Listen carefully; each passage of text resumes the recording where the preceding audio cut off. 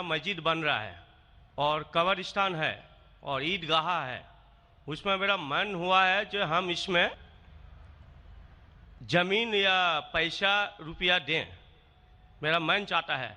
लेकिन उन लोग बोलते हैं कि हम लोग गैर मुसलमान से कोई चीज़ नहीं लेते हैं। क्यों? इस्लाम में लिखा हुआ है आदमी आदमी को प्यार करो। भाई का सवाल है कि वो चाहते हैं कि मस्जिद बनाने के लिए अपनी ज़मीन दे ईदगाह के लिए, और मुसलमान कहते हैं कि हम गैर मुसलमान की मदद नहीं लेते। क्यों? क्या इंसान भाई नहीं है? भाई साहब, गैर मुसलमान की मदद लेना इस्लाम में हराम नहीं है, लेकिन कुछ शराइत है कुछ चीज़ों के लिए। मिसाल के तौर पे मस्जिद बनाने के लिए कुछ शर्त है। मस्जिद बनाने के लिए एक मुसलमान अपनी ज़कात का पैसा भी नहीं दे सकता है। ज़कात एक मुसलमान के लिए फ़र्ज़ है कि वो 2.5% अपनी बचत का, हर कमरी साल वो 2.5% अपनी बचत का जो निसाब के ऊपर है, 85 ग्राम सोने के ऊपर है, उसे ज़कात देना चाहिए। और ज़कात की कई शराइत है कि फ़ुक़ारा को देना चाहिए, गरीब को देना चाहिए, मसाकिन को, मुअल्ला और फुतुल क़ुलूब, गारिमून जो कर्जदार है, वगैरह वगैरह, इब्न सबील। लेकिन इसके अंदर ये मुसलमान अपनी ज़कात का पैसा मस्जिद के लिए दे सकता है, क्योंकि मस्जिद एक मुसलमान का फ़र्ज़ है कि वो अपने पैसे से बनाए, और ज़कात का पैसा भी इसमें इस्तेमाल नहीं हो सकता है, अपने बाकी पैसे से बनाए। ज़कात का पैसा की कैटेगरी लिखी गई है सूरह तौबा में, सूरा नंबर 9 आयत नंबर 60 में, कि ये 8 कैटेगरी को आप ज़कात का पैसा दे सकते हैं, मस्जिद बनाने के लिए नहीं। क्योंकि मस्जिद एक फ़र्ज़ है, मुसलमान खुद अपने पैसे से, ना कि ज़कात से, अपने बाकी पैसे से जो सदका हो या बाकी पैसे से, ना कि जो गरीबों के लिए जो पैसा महफूज है, जो 8 कैटेगरी है उसके लिए महफूज है, वो पैसे में से आप मस्जिद बनाने के लिए दे सकते हैं। ये एक शर्त है। उसी तरीके से शर्त है कुरान मजीद की कि मस्जिद की देखभाल सिर्फ वो लोग करना चाहिए जो इस पे ईमान लाते हैं, जो इस बात में मानते हैं, जो ईमान लाते हैं और जो मानते और अपने अच्छे अपने पैसे से। तो अगर कोई गैर मुसलमान अगर इस पे ईमान नहीं लाता है तो मस्जिद के लिए इस्तेमाल नहीं किया जा सकता है। मिसाल के तौर पे मैं कहूंगा कि यहां कई जगह है अपने हिंदुस्तान में जिसे कहा जाता है कैंटोनमेंट एरिया। कैंटोनमेंट एरिया मतलब वो एरिया जहां सिर्फ मिलिट्री के लोग जा सकते हैं। आम हिंदुस्तानी, मैं हिंदुस्तान का नागरिक हूं, मैं ये नहीं कह सकता कि मैं हिंदुस्तान का नागरिक हूं इसीलिए मुझे कैंटोनमेंट एरिया में जाने दो। वो रूल है। कैंटोनमेंट एरिया में जाने के लिए फर्ज है क्या वो लोग जो अपनी पूरी जिंदगी देते हैं देश की हिफाजत करने के लिए, वो लोग को इजाजत है। आम आदमी कैंटोनमेंट एरिया में नहीं जा सकता है, ये उसूल है देश का। उसी तरीके से जो लोग ईमान लाते हैं मजहब पे और ज़कात के अलावा अपनी बाकी आमदनी के पैसे से मस्जिद बना सकते हैं। तो इसीलिए क्योंकि आप ईमान नहीं लेके आए तो मस्जिद बनाने के लिए आपके पैसे का इस्तेमाल नहीं हो सकता है। लेकिन बाकी खैरात की अलग बात है। अगर आप किसी को पैसा देते हैं, किसी को तालीम के लिए, मुसलमान को, तो हराम नहीं कि मुसलमान गैर मुसलमान का पैसा नहीं ले सकता है। सिर्फ मस्जिद के लिए शर्त है। तो कुछ चीज़ों के लिए शराइत है, बाकी चीज़ों के लिए नहीं। मिसाल के तौर पर आप कहना चाहते हैं कि मैं मेरे पैसों से कोई मुसलमान को पढ़ाना चाहता हूँ, तो कोई मुसलमान आपके पैसे से तालीम हासिल करना उसके लिए हराम नहीं है, सिर्फ मस्जिद के लिए। अगर आप चाहते हैं कि आपका पैसा मस्जिद में इस्तेमाल हो तो पहले आपको मुसलमान बनना पड़ेगा, आपको ईमान लाना पड़ेगा, फिर ही आप, क्योंकि आप अगर जिस चीज़ में ईमान नहीं लेके आते, आप अगर ईमान नहीं लेके आते कि हमको एक ईश्वर को मानना चाहिए, हमको सलाह पढ़ना चाहिए, तो उसी तरीके से अगर आपको ईमान आ जाएगा कि ये मस्जिद सही इबादत की जगह है और मैं इस पे यकीन करता हूं, फिर आपका पैसा ले सकते हैं, वरना नहीं। Hope that answers the question. आपका दूसरा सवाल? दूसरा सवाल है ये, हम लोग जो गाय का दूध पीते हैं वो वेज है कि या नॉन वेज है? भाई का सवाल है कि हम गाय का दूध जो पीते हैं वो वेज है कि नॉन वेज है। साइंटिफिकली गाय वेज है कि नॉन वेज है? भाई साहब, हम लोग जानते हैं नॉन वेज है। गाय नॉन वेज है ना? हाँ, तो उसका दूध वेज होगा या नॉन वेज होगा? Non veg. लेकिन नॉन- हम लोग का धर्म में वो देवी है।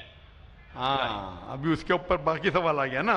आपका पहला सवाल था कि दूध नॉन वेज है क्या वेज है, तो मैंने पूछा गाय नॉन वेज है क्या वेज है, आपने कहा नॉन वेज, तो दूध भी नॉन वेज होगा। तो साइंटिफिकली दूध नॉन वेज है, लेकिन क्योंकि दूध के बिना आपकी जिंदगी नहीं गुजर सकती है तो दूध को लोग ने वेज कर दिया। आप समझे ना? दूध के बिना जिंदगी गुजरना मुश्किल है तो दूध को वेजिटेरियन कह दिया। तो मेरे तकरीर में जो मुनाजरा हुआ था मेरा एक जैन के साथ कि गोश्त खाना इंसान के लिए हराम है कि हलाल है। हम भी जैन है।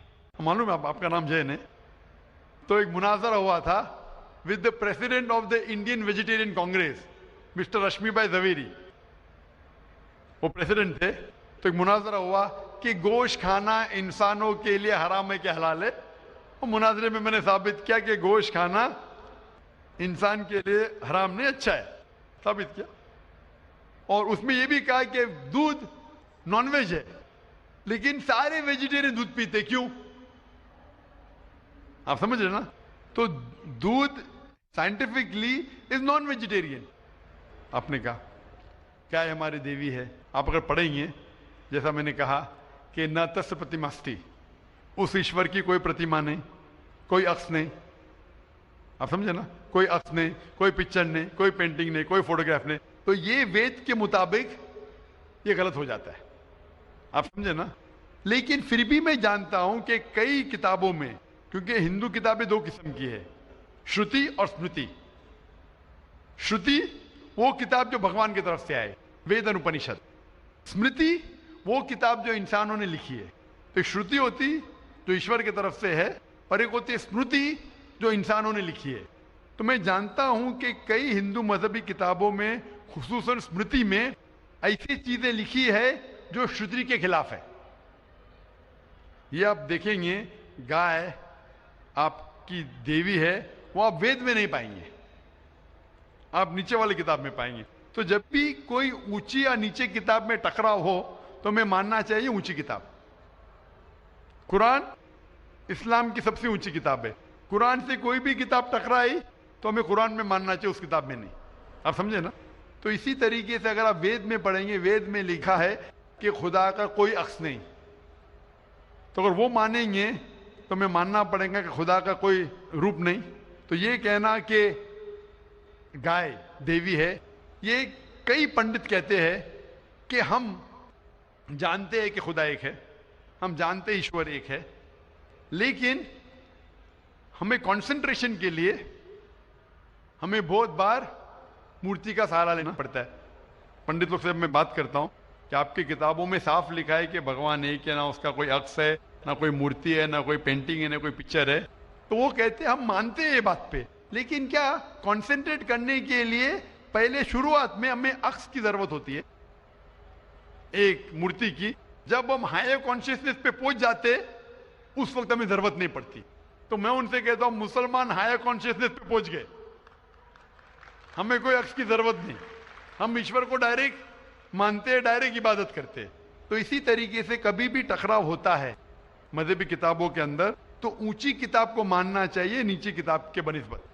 तो ऊंची किताब में लिखा है कि ईश्वर का कोई अक्स नहीं है, आप समझे ना? फिर भी आप देखेंगे लोग अपनी मजहबी किताब को नहीं मानते। तो मेरा यही कहना है लोगों से, चाहे मुसलमान हो, जैसा मैंने कहा कि कुरान को समझ के पढ़ो, मैं कहता हूं हिंदुओं से कि आप भी वेद को समझ के पढ़ो। मैं कहता हूं इंडियन गवर्नमेंट से कि संस्कृत कम से कम हिंदुओं के लिए फर्ज करो, तो हिंदू कम से कम संस्कृत पढ़ सकेंगे, अपने मजहब के करीब आएंगे और हिंदू मुस्लिम भी करीब हो जाएंगे।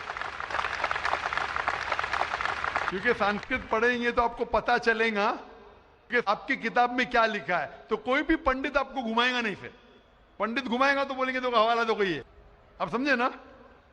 बहुत से हिंदू मेरे जो सुनते मुझे अपने पंडित से पूछते गए मुसलमान है जो ऐसा करता है, तो बोलते अरे अरे वो मुसलमान को सुनो मत। अरे क्यों नहीं सुनो भाई? मैं अगर हवाला गलत दे रहा हूं तो आप आके पूछ सकते हैं मुझे कि आपने जो हवाला दिया वेद का गलत है। मैं इंसान हूं, गलती कर सकता हूं, आप समझे ना। तो मैं कहता हूं हिंदुओं से कि आप संस्कृत जानो, अपनी वेद पढ़ो, ताला विला कलिमतिन सवाइम बैन बैनकुम। आओ हम उस बात की तरफ जो आप और हम में यकसा है, यकसानियत की तरफ आएंगे तो हिंदू मुसलमान एक हो जाएंगे। Hope the answer the question.